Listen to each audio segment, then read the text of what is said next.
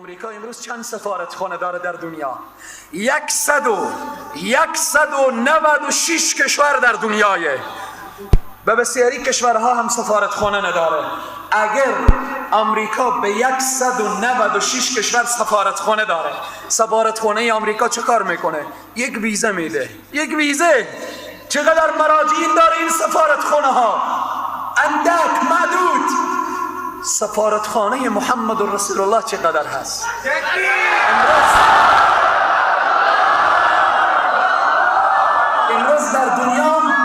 امروز در دنیا آماری که به ثبت نام گزارش دادن، هرچی که گزارش و ثبت نشده، مسجد جامعه های دنیا امروز آماری که دادن در تمام دنیا 1,500,000 مسجد جامعه،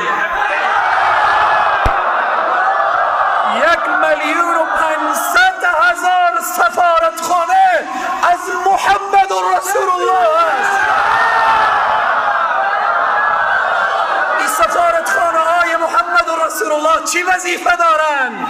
سفارتخانه های محمد رسول الله درس عقیده، درس اقتصاد، درس اجتماع، پیام های دینی، اجتماعی، سیاسی از این سفارتخانه های محمد رسول الله به تمام دنیا پخش و نشر میشه. این را میگن ورفعنا لك ذکرک. الله نام محمد رسول الله را در دنیا بلند کرده. یکی از دانشمندان تحقیق کرده محمد رسول الله صلی الله علیه و سلم، یکی از دانشمندان به این تحقیق رسیده. همه ما و شما میدانیم مثلا این لحظه اذان ظهر در اینجا داده میشه. ساده تر بگویم، اینجا اذان ظهر داده میشه، اشهد ان محمد رسول الله، مناره مسجد بلند. 5 دقیقه بعد اذان ظهر مثلا در زندجان هرات، باز میره 7 دقیقه بعد در سمت مرز و خاف و فلان و میره بالاخره 1 ساعت بعد آخر ایران، 1 ساعت بعد 2 ساعت بعد در عراق همین اذان ظهر، 5 ساعت بعد بالاخره از اون کشورهای اروپایی فقط اذان ظهر.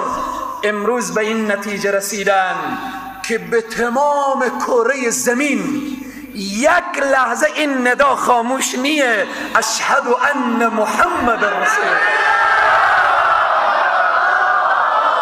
به 24 ساعت 1 ثانیه خاموشی نیه، همه میچرخه و دور میخوره بر نام محمد رسول الله. اینه که الله میگه ورفعنا لك ذکرک. بناهن برادران عزیز بیدار باشیم، هوشیار باشیم، جناب رسول اکرم صلی الله علیه و سلم را بشناسیم، رهبر خود را، آقای خود را، سردار خود را بشناسیم. بدون محمد رسول الله باور کنید زندگی هم به ما مسلمان ها خوشایند نیست. بناهن تا زمانی که مسلمان ها خلافت اسلامی داشتن، تا زمانی که مسلمان ها رهبر داشتن، تا زمان خلفای راشدین، تا زمانی که مسلمان ها امیر و بزرگ داشتن، دشمنان نمیتوانستن به ساحات مقدس اسلام توهین کنند. ولی امروز امت اسلامی تبدیل به یک گله بدون چوپان شده. امت اسلامی امروز به حالتی قرار گرفته که رهبران کشورهای اسلامی از خود اختیاری ندارن، همه و اکثریت در این قضیه سکوت کردن و یا اینکه یک تقبیح خشک خالی کردن و یا بالاخره سکوت کردن. از الله بخواهیم که ای الله از تو میخواهیم که خلافت اسلامی را احیا بگردان.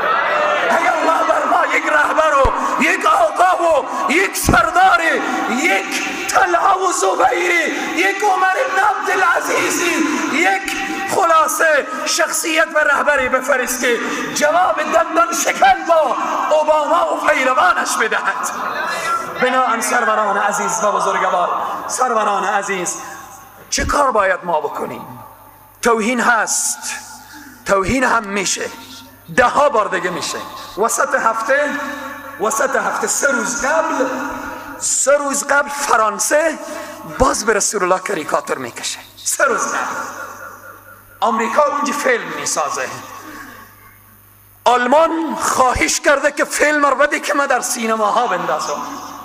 کفر ملت واحده، دیگه توهین میکنه، بارها توهین میکنه. ولی تو مسلمان فریب نخور. تو مسلمانی که وقتی به دنیا آمدی به گوشت گفته شده اشهد ان محمد رسول الله، اگر امروز میگی امریکا بره ما از گرسنگی میموریم، لعنت خدا به تو انسانی که چنین فکر و عقیده داری، چنین فکر و اندیشه داری.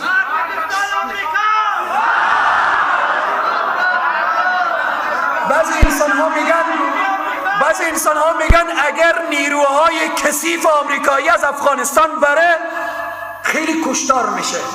هر روز هزارها نفر کشته بشه بهترتر از اینه که بیای آمریکا دین ما و اسلام و قرآن ما به غارت و بالآخره بدزده و ببره و حجاب اسلامی را سر خواهر مسلمان برداره. خیلی بهترتر هست که انسان از روی زمینی که فساد باشه زیر زمین بهترتر هست. بناهن عزیزان من دعا کنیم، در نیمه های شب دعا کنیم. خیلی به عرصه تنگ قرار گرفتیم، به آخر الزمان قرار گرفتیم.